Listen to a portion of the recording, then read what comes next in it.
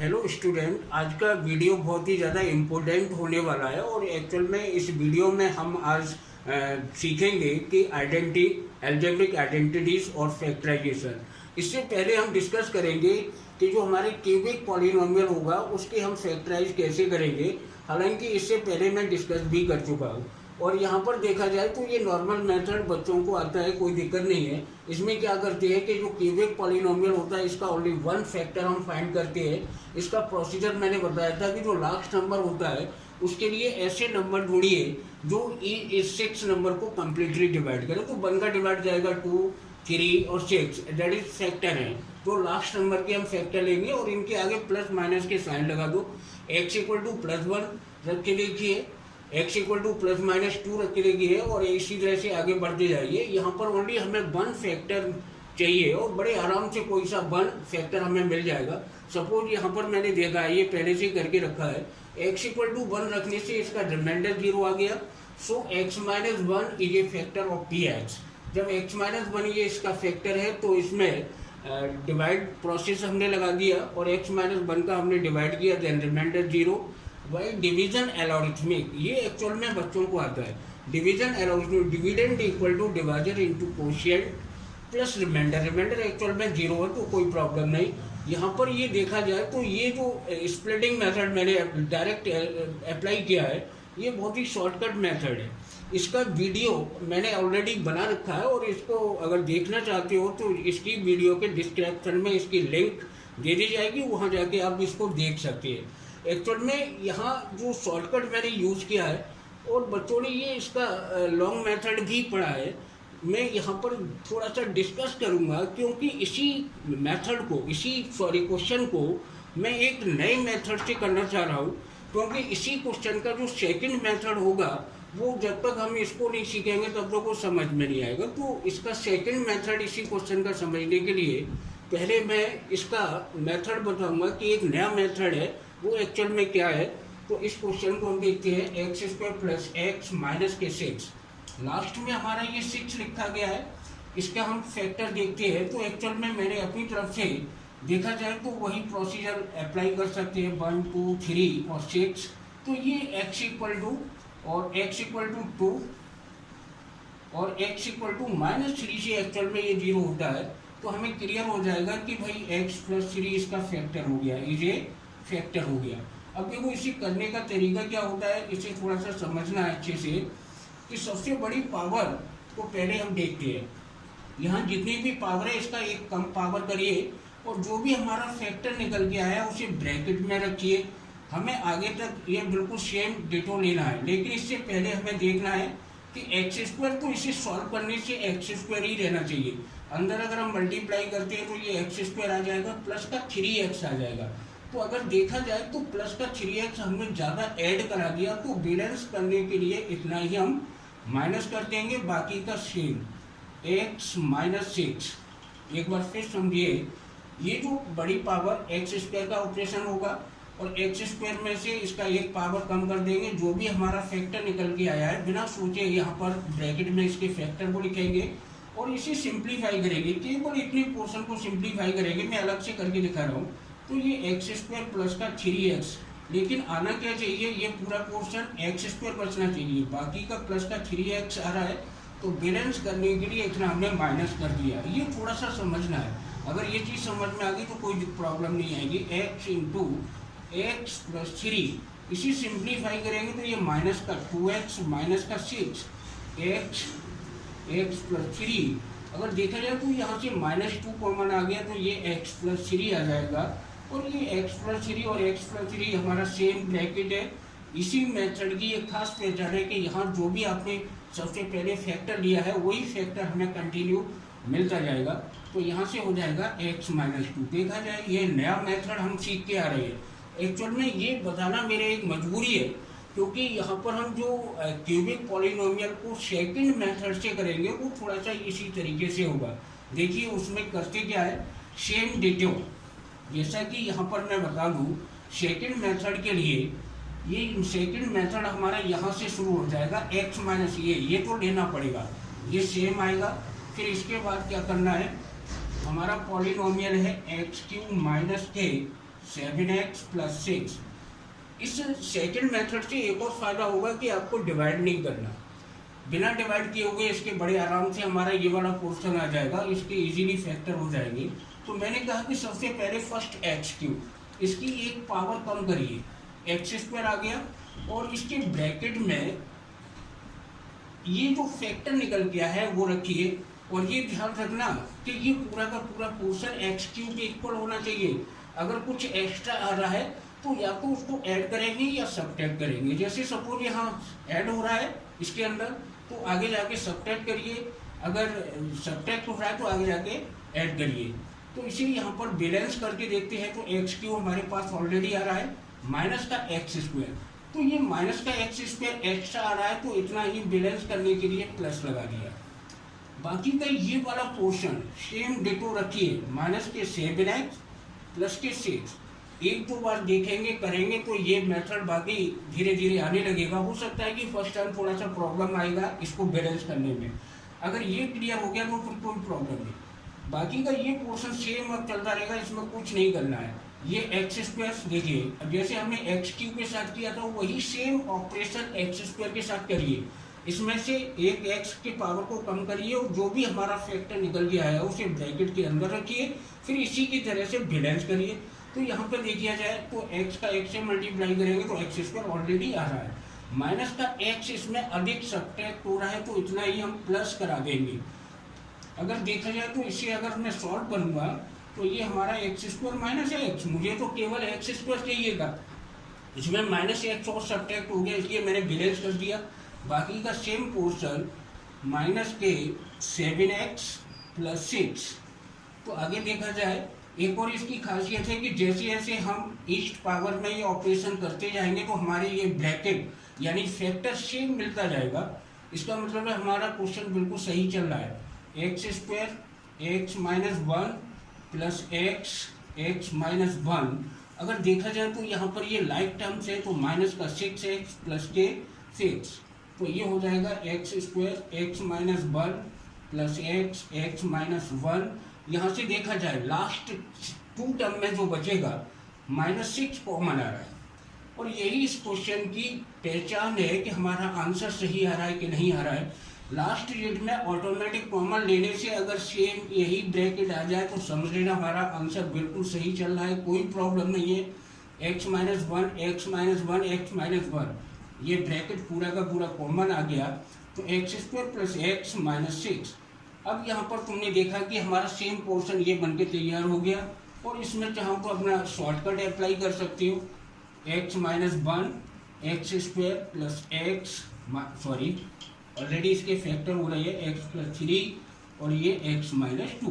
तो देखा जाए तो इस वाले मेथड से हम डिवीजन प्रोसेस को करने की कोई ज़रूरत नहीं है, और इस तरीके से ये हम सेकंड मेथड से, यहाँ से ये पूरा सेकंड मेथड है, ये ध्यान रखना है, ये पूरा सेकंड मेथड। यहाँ पर देखा जाए तो पॉलिनोमियल में एक्चुअल में ये एल्जेब्रिक आइडेंटिटीज है, इनको समझना बहुत ज़्यादा ज़रूरी है, क्योंकि इनके बिना हम आगे क्वेश्चन नहीं करेंगे और सबसे ज़्यादा प्रॉब्लम आएगी एक्सरसाइज 2.5 को करने में।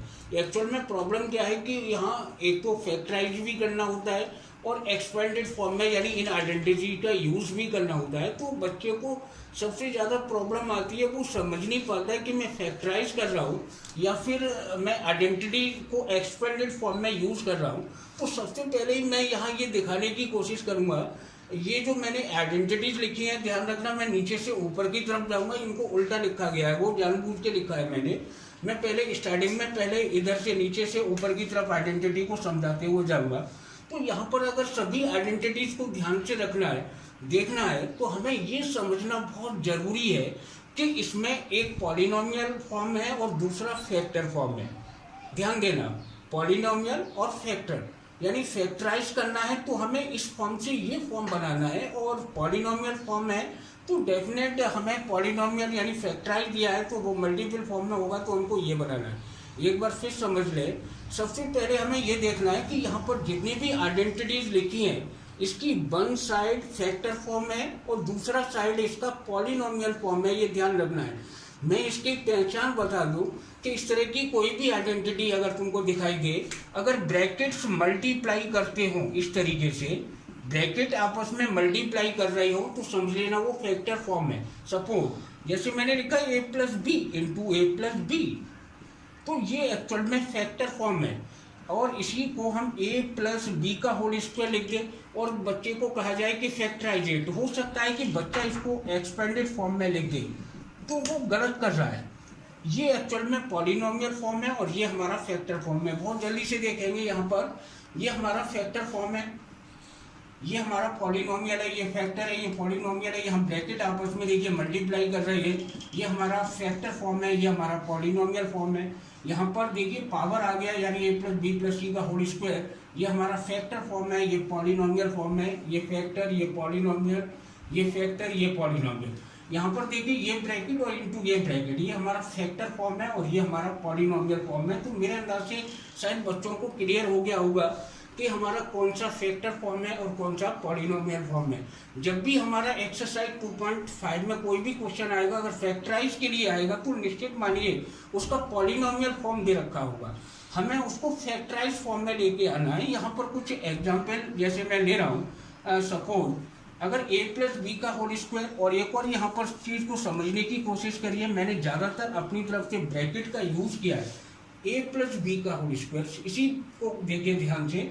तो मैंने लिखा है फर्स्ट का होल स्क्वायर, ब्रैकेट लगाया है, जबकि बुक में देखा जाए तो केवल ये लिखा गया है a square plus B square, और मिडिल में उन्होंने प्लस का 2ab लिया है, लेकिन वो मैंने अपना ये सिस्टम रखा है। ये लिखने का मेरा एक अपना मतलब है कि हो सकता है कि इस तरह से रखने से हमें कोई मैथमेटिक प्रॉब्लम जो भी है वो प्रॉब्लम खड़ी नहीं हो। जैसे सपोज यहाँ पर 3x माइनस के 2y का होल स्क्वायर लिखा है, इसे डेफिनेट फैक्टराइज तो नहीं करके कहेंगे कि वो एक्सपेंडेड फॉर्म में लिखिए, तो हम लिखेंगे इसे फर्स्ट का होल स्क्वायर प्लस सेकेंड का होल स्क्वायर। देखा जाए तो हमारी ये सेकेंड आइडेंटिटी का यूज हो रहा है, तो -2 मल्टीप्लाई, तो देखा जाए तो जो फर्स्ट है उसको मैंने ब्रैकेट में रखा है और सेकंड को भी बड़े आराम से अगले स्टेप में सॉल्व करिए। तो यहाँ पर ब्रैकेट के अंदर रखा है, इसका मतलब है कि ब्रैकेट के अंदर जो कुछ है उसका स्क्वायर हो रहा है। तो ये 9x स्क्वायर प्लस के 4y स्क्वायर, 2 3 या 6 और 6 2 या 12xy। तो मेरे अंदाज से इस तरह से रखने में ज़्यादा प्रॉब्लम नहीं आएगी। लेकिन अगर आप ब्रैकेट यूज नहीं करते हैं तो निश्चित रूप से आप ये लिखते हैं, वो ये गलत बात है कि इंटेलिजेंट बच्चा फिर पता नहीं कैसे इसको 9 बना देता है, जबकि उसने पावर तो यहाँ लगा रखा होता है। तो इस तरीके से अगर ब्रैकेट में रखते हैं तो मेरे अंदाज से कोई आपको प्रॉब्लम नहीं आएगी।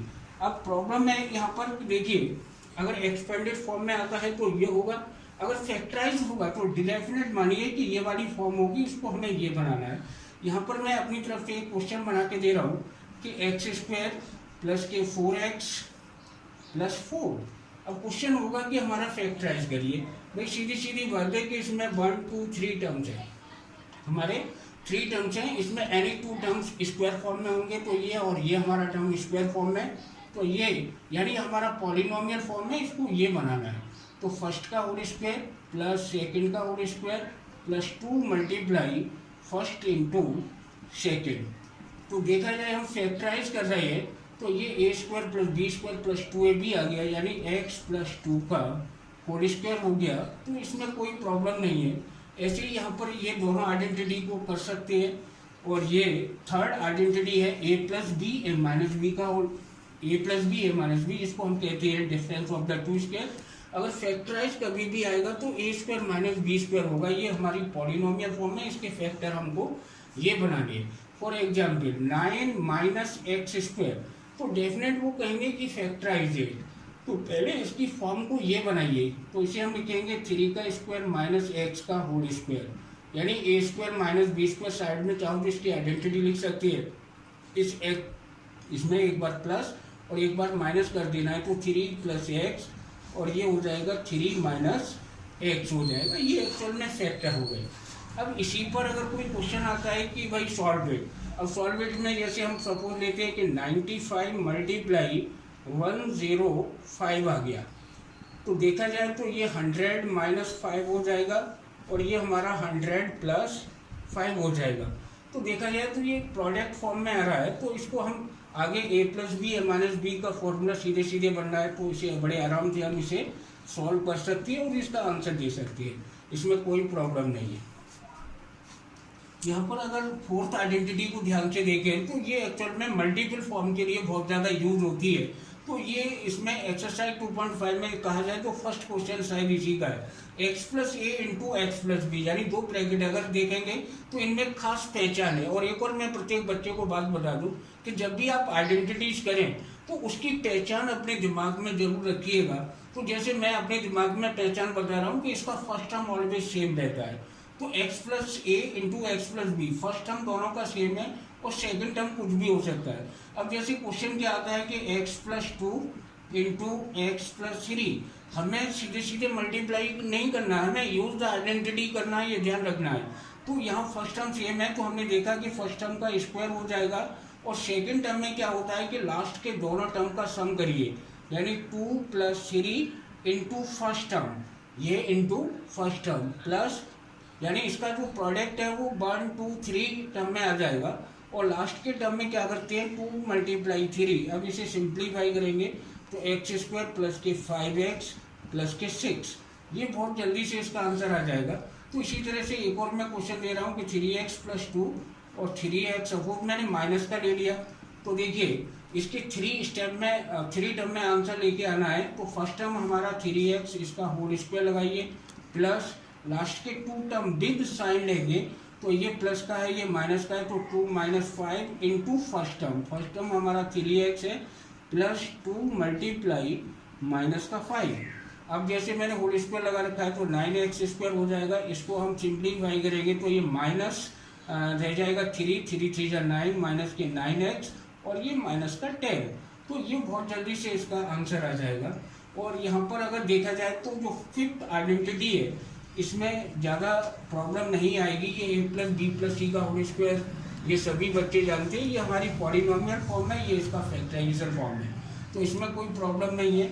और ये पिछली क्लास से पढ़ते आ रहे हैं a प्लस बी का होल क्यूब, ये हमारा फैक्टर फॉर्म है, ये हमारा पॉलिनोमियल फॉर्म है। अगर एक्सपेंडेड फॉर्म आएगी तो ये रखिएगा और ये अगर फॉर्म आती है तो उसको फैक्टराइज कराएंगे। तो ये 6 और 7 आइडेंटिटी में कोई ज़्यादा प्रॉब्लम नहीं है।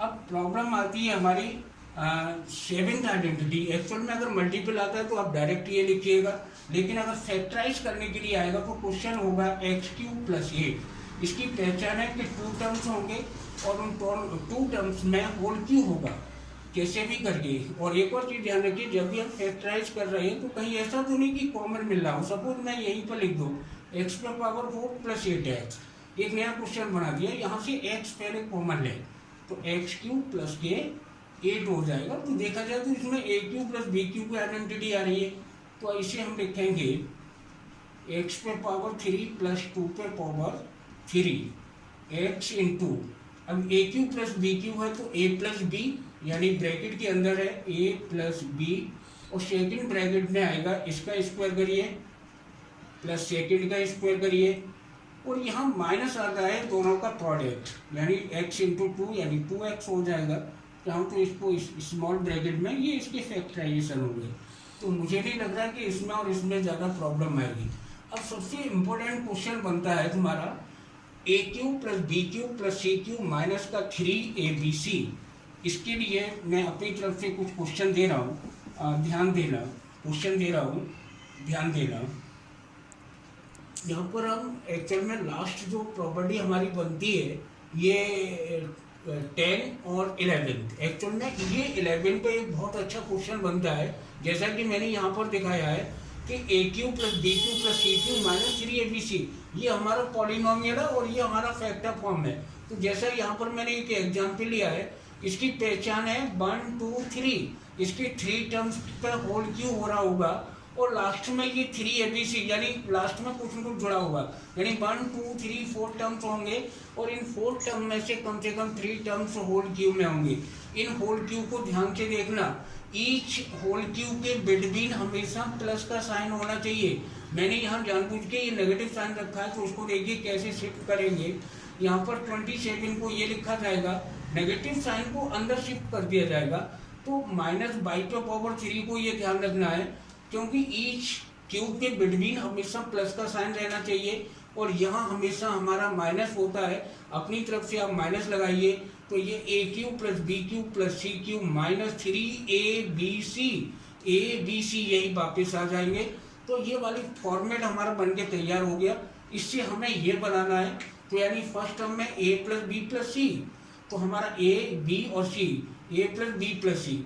फर्स्ट वाले फॉर्मेट से जो फर्स्ट हमारा ब्रैकेट है उससे कोशिश करिए हम सेकंड ब्रैकेट बनाएंगे a प्लस बी प्लस सी, यानी फर्स्ट का स्क्वायर प्लस सेकंड का स्क्वायर प्लस थर्ड का स्क्वायर।